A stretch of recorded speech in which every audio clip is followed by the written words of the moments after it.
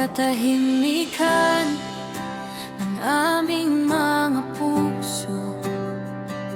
Ikaw pa rin, Jesus. Sa aking paglakad noon sa kadiliman, walang direksyon, walang kasiguruhan.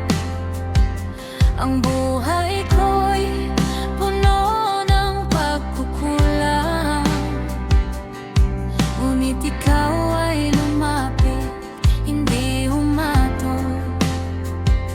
Ang aking kaluluwang pagod na pagod sa mga gawa na hindi makapagliligtas. Ang iyong pag-ibig ang dumating, hindi dahil sa akin, kundi dahil sa iyo, Jesus. Hindi mo tinanong kung ako'y karapat-dapat, hindi mo hinintay na ako'y magbago muna. Sa aking kalagayan, ang iyong biyaya ang nauna. Buhay ko'y binili mo sa iyong mahalagang dugo. Sa krus, iyong binayaran ang hindi ko kayang bayaran.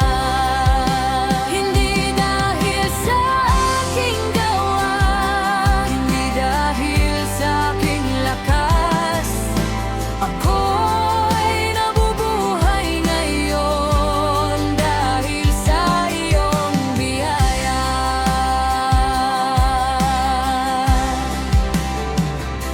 Sa bawat luhang aking pinata, ikaw ang ilaw na hindi namatay. Sa bawat sakit na aking dinala, ang iyong presensya ang aking pahinga. Ang kasalanang napakabigat,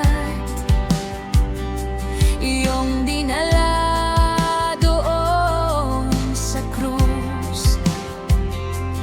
Ang parusang para sa akin, ikaw ang tumanggap, ikaw ang umako. Hindi ka utusan ang nagligtas sa akin.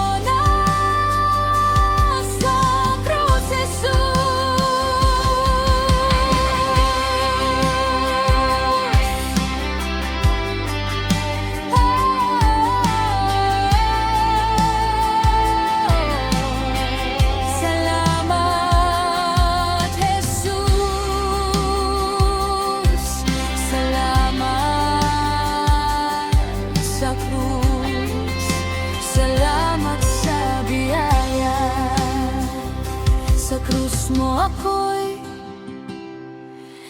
nakita, hindi bilang makasalanan lamang, kundi bilang anak na iyong tinanggap muli. Sa iyong kamatayan, ako'y tumanggap ng buhay. Sa iyong muling pagkabuhay, may pag-asa akong walang hanggan. Hindi ako naligtas sa aking kabutihan, ako'y naligtas sa iyo.